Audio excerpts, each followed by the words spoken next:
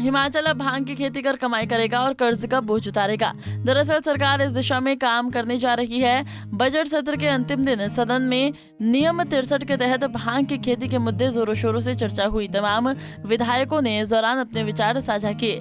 खेती को लेकर किए जा रहे विचार पर मुख्यमंत्री सुखविंदर सिंह ने कहा कि भांग की पत्तियों के बीज को लीगल करने को लेकर सोचा जा सकता है। उन्होंने बताया कि भांग के कई औषधीय लाभ हैं, जिसको लेकर दोनों पक्षों के 5 सदस्यों की कमेटी 1 मई को इनकी रिपोर्ट देगी और उसके बाद इस पर विचार किया जाएगा। सीएम ने बताया कि उत्तराखंड में भांग की खेती लीगल है और एनडीपीसी एक्ट में भी भांग की खेती पर राज्यों को लीगल करने का अधिकार दिया गया है। भांग की खेती से प्रदेश की आर्थिक स्थिति मजबूत करने में मदद मिल सकती है, लेकिन इसे नशे को बढ़ावा देने की प्रवृत्ति न हो, इसको लेकर 5 सदस्यों की कमेटी बना दी गई।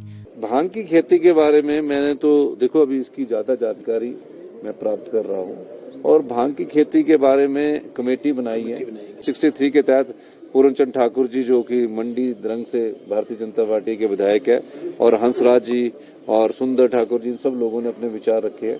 तो इस दृष्टि से कि जैसे कि हंसराज जी ने अपना अनुभव बताया, तो अगर मेडिसिन यूज के लिए होगा तो अभी तो इस पर कमेटी बनाई है। जब तक कमेटी रिपोर्ट देंगे, कमेटी की रिपोर्ट के बाद स्टडी करेंगे, उसके बाद हम इस दृष्टि से आगे बढ़ेंगे। क्या इसमें अफीम भी ले रहे? वो तो भांग पर थी, अफीम के तो हिमाचल में वातावरण डिस्कशन। सर, नेता प्रतिपक्ष ने ये हालांकि विपक्ष ने सरकार के भांग की खेती लीगल करने के विचार का विरोध किया है, लेकिन इस पर विचार करने की बात जरूर कही है।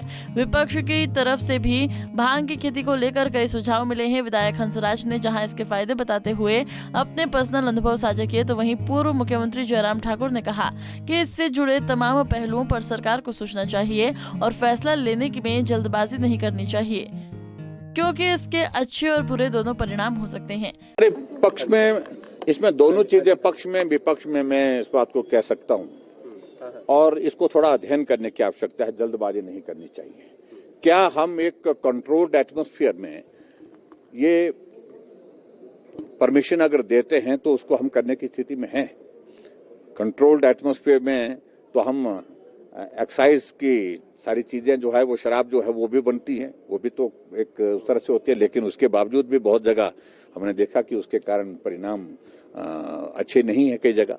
इसलिए दोनों पक्ष को इसको देखने की आवश्यकता है, बहुत जल्दबाजी करने की आवश्यकता इसमें नहीं है। सरकार इस चुनाव से इतनी डरी हुई है कि उनको मालूम नहीं पड़ रहा है कि वो क्या कर रहे हैं। उल्टा सीधा बहुत सारी चीजें कर रहे हैं, मामले कोर्ट में भी हैं और इसलिए हास्य का विषय बना है।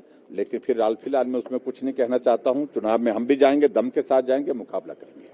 बता दें कि हिमाचल प्रदेश विधानसभा में बजट सत्र के अंतिम दिन नियम 63 के तहत दंग से बीजेपी विधायक पूर्णचंद ठाकुर भांग की खेती को लीगल करने को लेकर चर्चा लेकर आए। विधानसभा सदस्यों ने भांग के औषधीय गुणों का हवाला देते हुए इसे लीगल करने की मांग उठाई, जिसके बाद सरकार ने इसके लिए कैबिनेट मंत्री जगत नेगी की अध्यक्षता में 5 सदस्यीय कमेटी का गठन करने का फैसला लिया।